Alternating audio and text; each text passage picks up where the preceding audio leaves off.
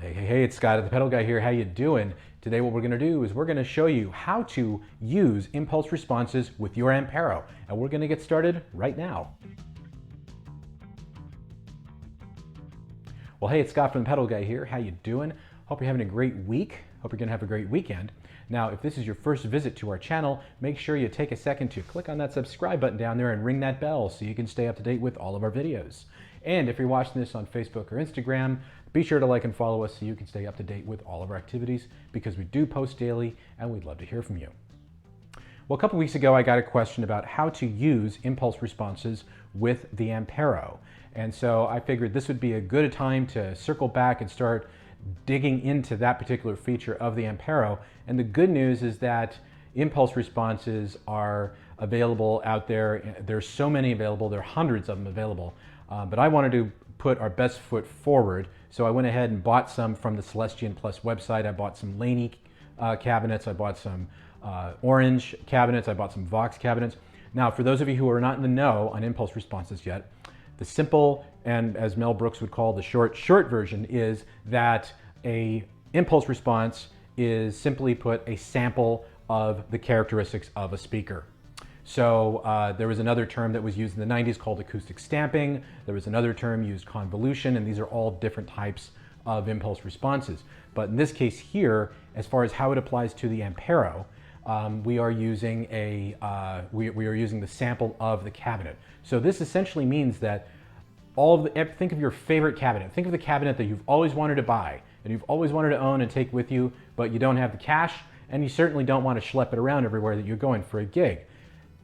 That's all now inside the Ampero. You can buy them from the Celestion Plus website or from anybody else that sells impulse responses. There's also lots of free ones out there too. And you can take those sounds with you on the go. It's fantastic. It's a great feature and it really does open up the sonic capabilities of not only the Ampero, but other products that also feature impulse responses, such as the Headrush, the Helix, a lot of the NuX products.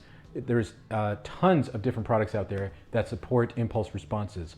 And this is just going to be, I think, just the tip of the iceberg as far as our exploration into IRs. But for right now, we're going to work with the Ampero. And so in order to do this, if you have an Ampero, a couple things of note. Make sure, first of all, that you have the latest version of the editor, which at the time of filming this video is version 1.2.7. And also make sure that you have downloaded and installed the latest version of the firmware for the Ampero, which at this time is 3.6. Both of those are done here. And the best part about all of this is I don't have to worry about doing everything from here, from the Ampero. I'm actually going to do everything from the computer over here. So let's just go ahead and get to it.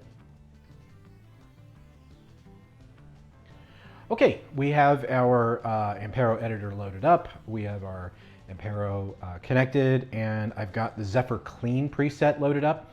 Now, what I've done already is I've gone ahead and turned off all of the effects so that we just hear the bare bone sound.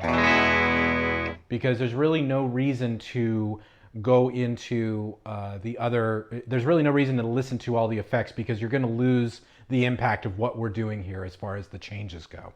So let's go to our rig here, our preset. So this preset is based on a Vox amp and a Vox cabinet. So I want to change it up because I can load one of the Vox impulse responses that I brought in, but why do that when I already have a Vox 112 and 212? Why not bring something in completely different? So we're going to bring in Laney because I bought some Laney IRs that sound really great and it's very simple to use.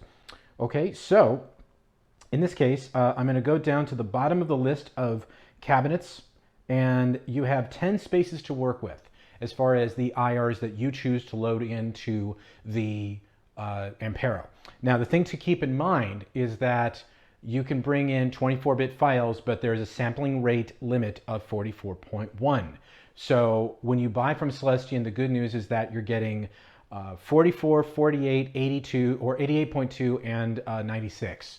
So you have plenty of room to work with here. So if you move to something later on, like say a Headrush, which does support 96K, then you'll have the right impulse response to use in that rig. But for right now, we're going to work with we're going to work with the 44.1. So what I'm going to do is go to the bottom here and select import IR file, and you have 10 spaces to choose from. In this case, because it's our first one, we're going to go ahead and import that into, we're going to import it into space 1. And from here, let me go up a couple of steps up, and you can see what we got here. So we got an LA212 with the greenback. That's the speaker that was used in that particular cabinet. And we have our 44.1 all the way up to 96K in sampling rates. We have a choice between 200 milliseconds and 500 milliseconds, and that's the space between, that's the latency that's determined between the cabinet, between the speaker and the microphone that captured it. So I tend to go with 500 milliseconds, just a personal preference for me, really. And now we have not only a selection of different microphones here that are subdivided out, but we also have combinations as well. So we can look here, we've got the Royer 121 with mixed with an SM57, or a Sennheiser 421 with an SM57, or all. It's like sky's the limit. There's a ton of them to work with here. But what I'm going to do is I'm going to bring in the Royer, the Sennheiser, and the Shure. And I'm going to show you why I'm going to do that in a second here. So the first thing I'm going to do is I'm going to go to the tried and true beginning of beginnings. And the one microphone, whether I agree or not, it doesn't really matter, but everybody uses a 57. I'm personally not a big fan of the 57, but again, it's more of a preference more than anything. So I'm not talking bad about it. I'm just saying that I'm not a big fan of it. I love a ribbon microphone myself. That's where I kind of live. So I'm going to go to the Fat Celestion. So SM57 Fat Celestion. And I'm going to go ahead and load that into space 1. So we now have that impulse response loaded in. So if I play, there we go. We've got a Celestion now. We've got a Laney cabinet on our sound. Isn't that cool? And then we'll go to the second space down, and I'm going to bring in another IR, but this time I'm going to put it into space 2, and I am going to bring in a Royer 121, and I'm going to bring the same exact setting, so the Fat Celestion, but this time with a 121 at 500 milliseconds. Bring that in. And I'm going to go one more step further and bring into space 3 the Sennheiser 421 Fat Celestion sound. So I'll bring that in. Now I have all 3 of them. So to give you an idea of where we came from before I started making these changes, this was the cabinet we were using before, was this Voxy 112. Very brassy sounding. And now we are using Laney. So let me kill the mic, and then I'm going to switch to, I'm going to play a little bit on the Vox, and then I'm going to switch to the Laney and then go through the different Laneys so you can hear what's going on.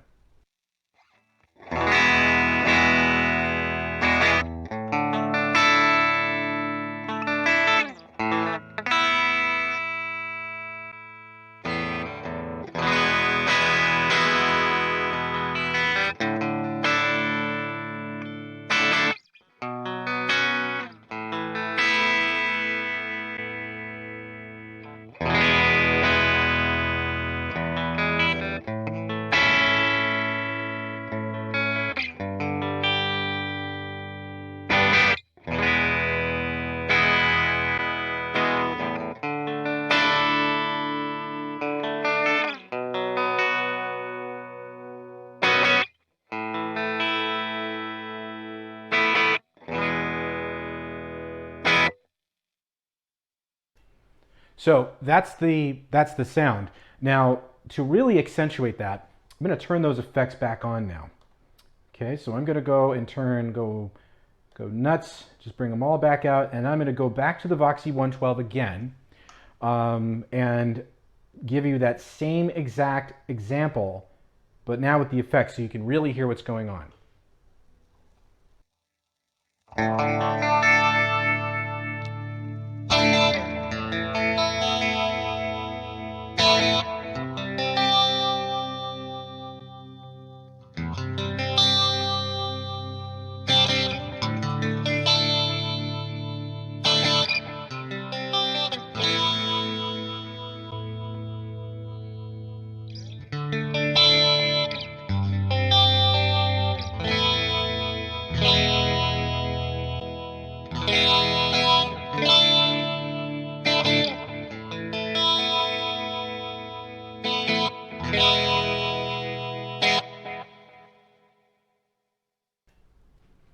So that's really all there is. That's all there is to it. So once you've imported those in and then you disconnect the Ampero from the editor, that's it. So you heard a little noise going on there in the background. That's the line noise coming from the computer. So that was coming through the USB connection. So I'm sorry if you heard that, but it's there and I've been trying to get rid of it all day, but there's bad weather outside and it's just like everything is just kind of just piling on as far as trying to record this week's video. But you get the point. The point is that with impulse responses, you literally have hundreds of combinations now. You're not just, you don't have to just worry about just using the ones that are here. Not that there's anything wrong with that. There's plenty to work with in the Ampero. But when you start stretching your legs, you want to walk away from those IRs and start working with different ones. There are so many to choose from. I highly recommend the Celestians. You can also get ones from, I believe Choptone has them. I believe there's also the Signature Series, like Glenn Fricker from Spectre Sounds. He's got one, a set that sounds really good, especially he's got those Engel ones that are really nice. But there's so many to choose from. And it's so simple to use it and bring them in, and you've got 10 of them to work with in the Ampero, so it's really a lot of fun. So I highly recommend doing that. All right, so that does it for our video of the Ampero and how to use impulse responses with it. I hope you got something out of it.